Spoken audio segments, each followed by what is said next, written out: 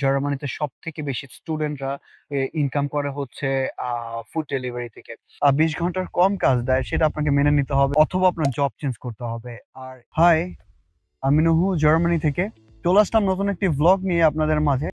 কয়েকদিন ভাবছি যে নতুন একটা ভ্লগ করি যে জার্মানির লাইফস্টাইল ব্যাপারে। যারা স্টুডেন্ট আছে জার্মানিতে আসার তাদের স্বপ্ন, তাদের নিয়ে একটা ভ্লগ বানানো। আমি যখন বাংলাদেশে ছিলাম তখন ইউরোপে আসার আমার স্বপ্ন ছিল। তখন আমি ভাবতাম জার্মানিতে স্টুডেন্টরা কত টাকা ইনকাম করে।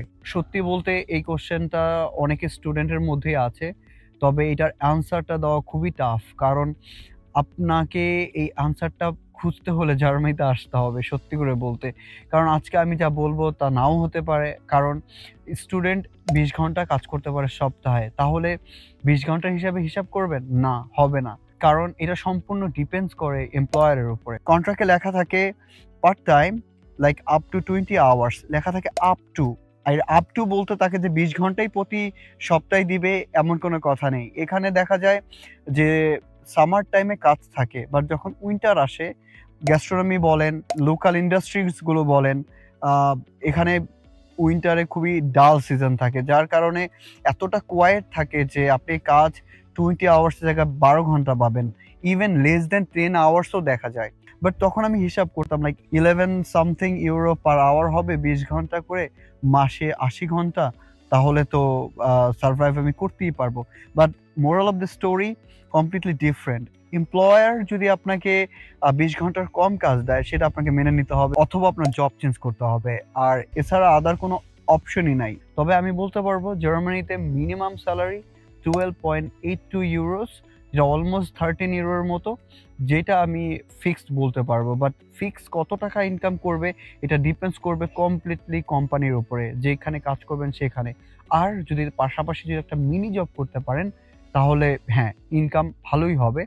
তবে আমি একটা রাফ যদি আমরা আপনাদেরকে বলি, ম্যাক্সিমাম আপনারা ২,০০০ ইউরোর বেশি ইনকাম করতে পারবেন না। আর মিনিমাম ১,০০০ ইউরো থাকবে যদি মিনি জব হয়। আর যদি মিনি জব আপনারা না করেন, শুধু অনলি পার্ট টাইম জবই করেন আর পাশাপাশি তো পড়াশোনা চলবেই, তাহলে আমি বলবো লেস দ্যান ১,০০০ ইউরোস। কারণ পার্ট টাইম দিয়ে ১,০০০ এর বেশি ইনকাম করা খুবই রেয়ার, খুবই রেয়ার। তাও আমি বলছি বড়, বড় সিটির কথা। আর যদি ছোট, ছোট সিটিতে যান তাহলে I am sorry, less than 800 ইউরোসই পার মান্থ হবে আফটার ট্যাক্স এর পর, যেটা আপনার ব্যাংকে ডিপোজিট হবে। আর আমি যদি আরো কিছু বলি যে স্টুডেন্টরা শুধু মিনিমাম আওয়ার্স থেকে কি বঞ্চিত হয়? না তার পাশাপাশি আরো কিছু প্রবলেম তারা ফেস করে? আমি বলব ইয়েস, তারা অনেক কিছু ফেস করে যখন ফার্স্ট টাইম আসে। তারা বেসিক কয়েকটা জিনিস জানেই না। যেমন যদি বলি তাদের অ্যাকোমোডেশন কোথায় হবে এটা নিয়ে তারা অনেক কনফিউজ থাকে। আমি যখন বাংলাদেশে ছিলাম তখন আমার কোনো রিলেটিভ জার্মানিতে নাই যে সে আমার হয়ে টাকা পেমেন্ট করে দেবে বা আমার হয়ে সে অ্যাকোমোডেশন করে দেবে। সো অ্যাকোমোডেশন একটা সত্যি একটা প্রবলেম যারা জার্মানিতে আসতে চায়। এজন্য আমি প্রেফার করব যেটা আমি করেছিলাম, আমি ডরমিটরি খুঁজেছিলাম। যারা প্রাইভেট ইউনিভার্সিটিতে আসবে তাদের জন্য প্রাইভেট ডরমিটরি থাকবে।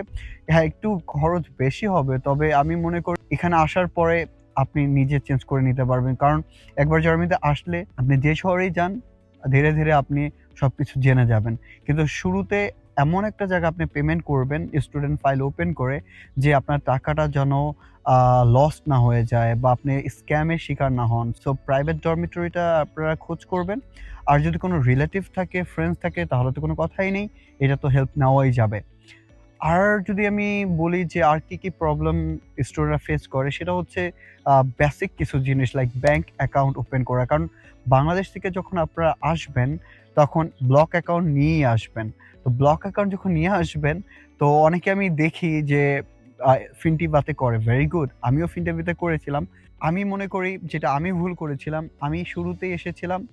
আমি এসে একটা ব্যাংক ওপেন করি, অ্যাকাউন্ট ওপেন করি। বাট পরবর্তীতে আমি যে প্রবলেমগুলো ফেস করি সেটা হচ্ছে ব্যাংকের ব্রাঞ্চ বার্লিনে নাই বা আমি বার্লিনে থাকি। সো ব্যাংকের মেইন ব্রাঞ্চ কোথাও নাই, হোল জার্মানিতেই নাই। আছে হচ্ছে ভার্চুয়াল, ওদের কর্পোরেট অফিস থাকে বাট ব্রাঞ্চ হয় না, এটিএম হয় না। লোকাল এটিএম অন্য ব্যাংকের এটিএম থ্রু থেকে আপনার স্পেসিফিক সেই ব্যাংকের এটিএম বুথ হয় না। সো আমি যদি বলি এইটা একটা প্রবলেম। আবার কোনো একটা ট্রান্সাকশন ইস্যু হচ্ছে, আপনি কমপ্লিটলি তাদের সাপোর্টে কল করবেন। মাঝে, মাঝে সানডেতে আপনি একটা ইস্যু পড়ে গেলেন বা স্যাটারডে ইস্যুতে পড়ে গেলেন। আপনার ওয়েট করতে হবে মানডের জন্য। এইটা একটা প্রবলেম। সো অলওয়েজ রিমেম্বার, যারা আসবেন স্টুডেন্ট, তারা দেখবেন কোন ব্যাংক ফেমাস জার্মানিতে, কোন ব্যাংকের অসংখ্য এটিএম বুথ আছে। আমার প্রবলেম ছিল ব্যাংকের এটিএমই নাই। আমি দেখছি যে অন্য ব্যাংক থেকে নিলে €5 পার ট্রান্সাকশন আমার ডিডাকশন হয় ফিস। সেইখানে যদি আমি স্পাকাসা ব্যাংকের কথা বলি, এই ব্যাংকের ব্রাঞ্চ আমি বলব প্রতিটা রাস্তায় পাবেন। কারণ এত ফেমাস, এত জায়গায় আছে, আমি কি বলবো? সো আমার এটা ভুল ছিল যে ব্যাংকের ব্রাঞ্চই ছিল না। ব্যাংকের এটিএম বুথ এভেইলেবল নাই। আমি একটা ব্যাংক ওপেন করেছি কারণ মান্থলি ফিস হয় না এই কারণে। সো একটা মান্থলি ফিস €2, €3 র জন্য আমি পুরা সারভাইভ করতাম। €5, €7 আমি ট্রান্সেকশন দিয়ে মানি উইথড্র করতাম। So that's the issue. আর আমি যদি আরেকটা কথা বলি যে স্টুডেন্টদের কি দরকার জার্মানিতে আসার আগে? আমি মনে করি স্টুডেন্টরা যারা বাংলাদেশে আছেন, তারা যদি আসতে চায় তাদের এট লিস্ট A2 মিনিমাম জানা উচিত ফর লাইক বেসিক সারভাইভ করার জন্য। কারণ আপনি যখন ইমিগ্রেশনের জন্য যাবেন, হাউস, অ্যাপার্টমেন্ট রেজিস্ট্রেশনের জন্য যাবেন বা যেকোনো লোকাল অফিসে যাবেন, ইভেন ব্যাংক অ্যাকাউন্ট ওপেন করার জন্য যাবেন, দেখবেন মাঝে, মাঝে আপনার ১ টা থেকে ২ টা ইভেন ৩ টা অ্যাপয়েন্টমেন্ট নেওয়ার প্রয়োজন পড়তে পারে। কারণ তারা ইংলিশ জানে না বা অন্য কোনো ল্যাঙ্গুয়েজ জানে না। তারা বলবে যে sprechen Deutsch bitte. That mean যে সে শুধুই জার্মান জানে। আর জার্মান তার সাথে কথা বলতে হবে। সো আমি মনে করি একটু বেসিক জার্মান জেনেই আসবেন। আর দ্বিতীয় হচ্ছে, যারা স্টুডেন্ট আসবেন, তারা চিন্তা করতে হবে যে আমি ফুল টাইম পড়াশোনা করছি, তার পাশাপাশি পার্ট টাইম করতে হবে। আর যদি আরো স্ট্রেংথ থাকে তাহলে মিনি জবও করা যায়। আর যারা আরো বেশি ইনকাম করতে চায়, আমি মনে করি লাইক জার্মানিতে সবথেকে বেশি স্টুডেন্টরা ইনকাম করে হচ্ছে ফুড ডেলিভারি থেকে। So food delivery per hour almost €20 per hour. তাহলে আপনি জীবনে কাজ করেননি। আপনি সারা জীবন পড়াশোনাই করে গেছেন। হুট করে জার্মানিতে এসে ৮ ঘন্টা, ৯ ঘন্টার সাইকেল চালাবেন। দেন পরের দিন ক্লাস করবেন। যেটা আপনার শরীর নিতে পারবে না। সো বেটার আপনি ফুডপান্ডা করেন বাংলাদেশে, একটু ড্রাইভ করেন, বাংলাদেশে সাইকেল চালান, বাংলাদেশের জিমে যান, হোয়াটএভার।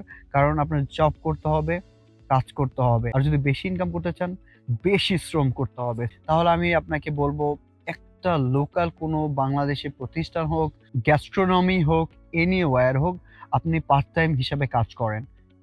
এইটা আপনাকে অনেক বুস্ট করবে। আমি মনে করি আপনি কোনো একটা গ্যাস্ট্রোনমিতে ঢুকেন, এনি গ্যাস্ট্রোনমি, বাংলাদেশে তো ১০ থেকে ১২ ঘন্টা কাজ করায়। সো আমি মনে করি এটা একটা আপনাদের একটা ট্রেনিং হয়ে যাবে। আর দেন আমি মনে করি জার্মানি অনেক ইজি সারভাইভ করার জন্য আপনার জন্য। একবার জার্মানিতে সারভাইভ করা যদি শেষ হয়ে যায়, like for example student life যদি শেষ হয়ে যায়, আমি মনে করি এতটা টাফ হবে না। একটা ডেস্ক জব পাবেন, আপনার ফিল্ডের জব পাবেন, গুড স্যালারি হবে। দেন আমার মনে হয় না এটা আপনার ফিউচারেও লাইক লং টাইম আপনার এই ধরনের হার্ড জব করেই যেতে হবে। So at the last or at the end আপনি ভ্যালু পাবেন। তো আজ এইসব নিয়ে কথা বললাম আপনাদের কাছে। সো ভালো লাগলে শেয়ার করবেন, সাবস্ক্রাইব করবেন। আর আমি প্রতি সপ্তাহে আসবো নতুন, নতুন টপিক নিয়ে আপনাদের মাঝে। আর কোনো ইনফরমেশন জানার প্রয়োজন পড়লে প্লিজ কমেন্ট করবেন। আমি রিপ্লাই করব। ভালো থাকবেন, সুস্থ থাকবেন। দেখা হবে কোনো না কোনো ভিডিওতে। বাই।